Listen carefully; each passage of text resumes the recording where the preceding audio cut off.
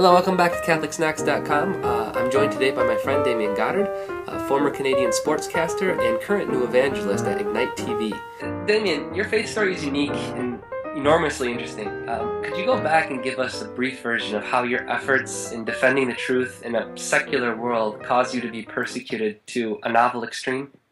I want the opportunity to one day say, I've forgotten exactly how it shook down. I don't think that's ever going to happen.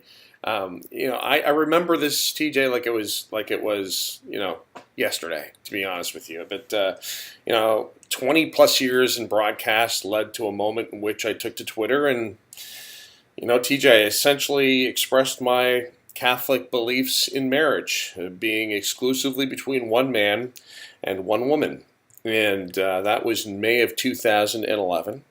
And the day after I sent that tweet, in defense of another Christian NHL sports agent by the name of Todd Reynolds, who had sort of entered a fray in which an NHL player, Sean Avery, had made a video the previous weekend supporting so-called same-sex marriage in New York State. If you remember, TJ, that spring, New York State was embroiled in this debate on what exactly marriage is.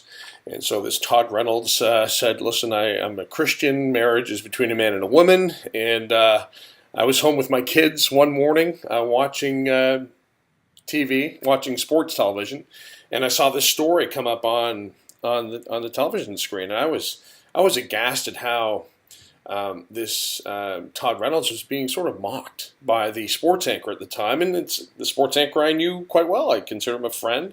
He's doing quite well for himself, but I took to Twitter myself, checked out his Twitter page, and I was rocked at the level of vitriol being spewed at this man. And so I essentially said I completely and wholeheartedly support Todd Reynolds and his support for the traditional and true meaning of marriage. And within 24 hours, I was not just out of a job, but out of a career. Jeez. Amazing story. And in light of your difficult past, you still managed to rise from the ashes, so to speak, with a new apostolate, Ignite TV. What is the vision of this mission? Well, the vision is really quite simple. It's to change the culture by engaging the culture. I always sort of rankle at when people say, "Oh, what a story and what a test it's been for." I mean, goodness, there are people living their faith in other parts of the world in which they are confronted with the very real threat of losing their lives. I lost my livelihood.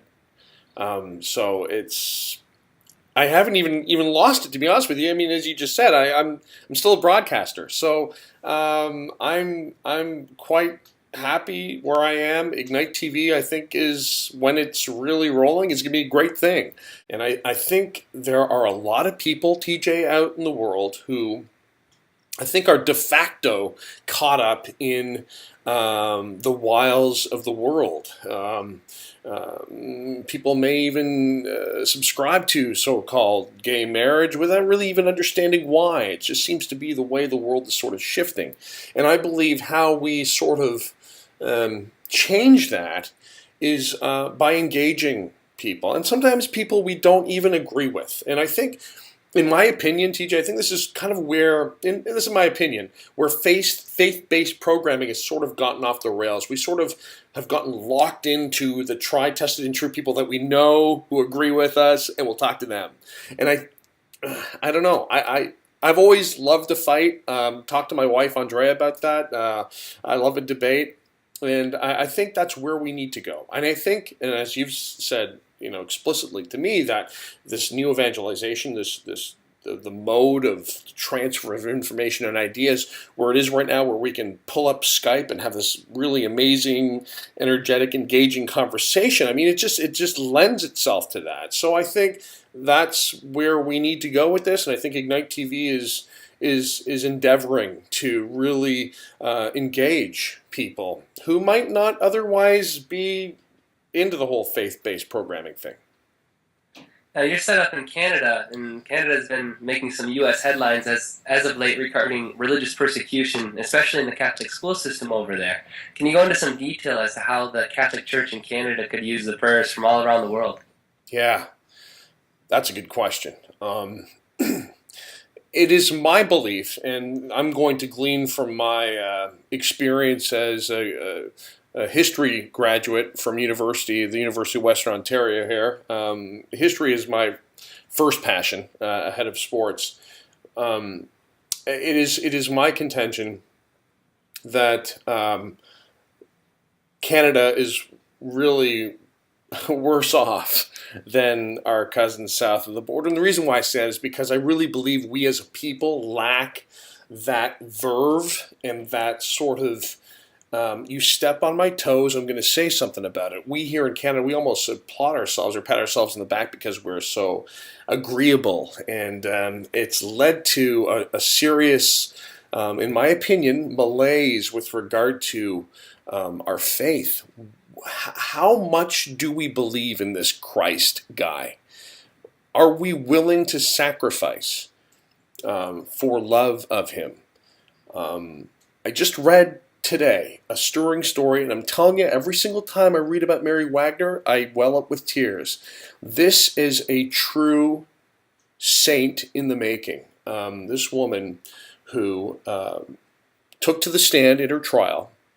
Her crime is to appeal to women in abortuaries here in Toronto, just outside of where I live, and try to save lives. And she's been imprisoned, and she's on trial, and she was asked point blank, will you go again to these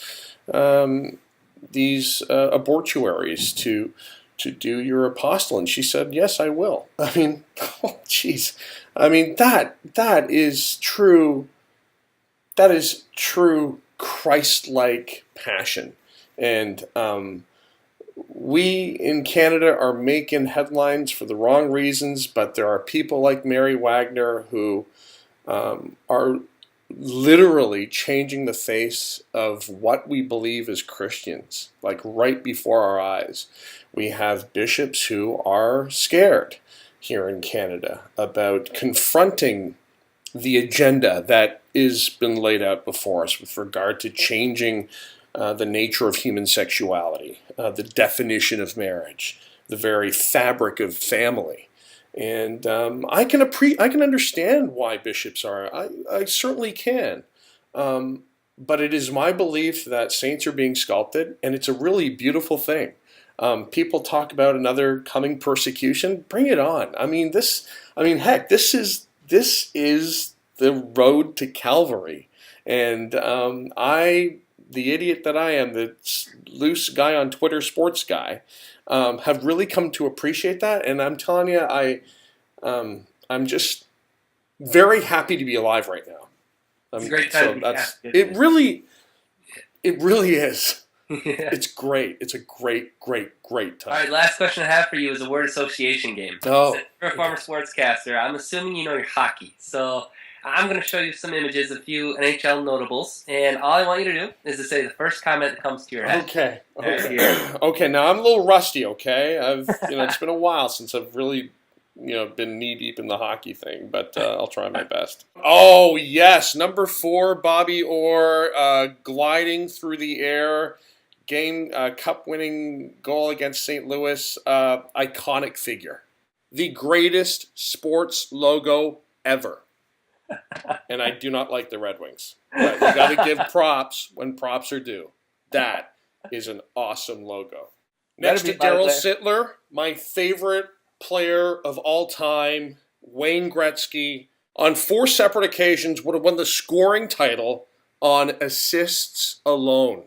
How crazy is that? That is nuts. Domination. The greatest athlete ever. I'm just getting warmed up here. I'm like geeked out now. Yeah. The Holy Grail. Lord Stanley of Preston's homage to the greatest game ever invented. And your very last one. You ready? Okay. Love. The Sacred Heart of Jesus. That's a great picture. Wow. Well, Damien, thank you so much for doing this interview with us. I really appreciate it. My pleasure. You've already promised that you would return the favor, so I'm looking forward to that. Our next opportunity. Thanks for everything you do. Yeah, no problem. A special thanks to Damian Goddard for joining us here at Catholic Snacks, and thank you for listening.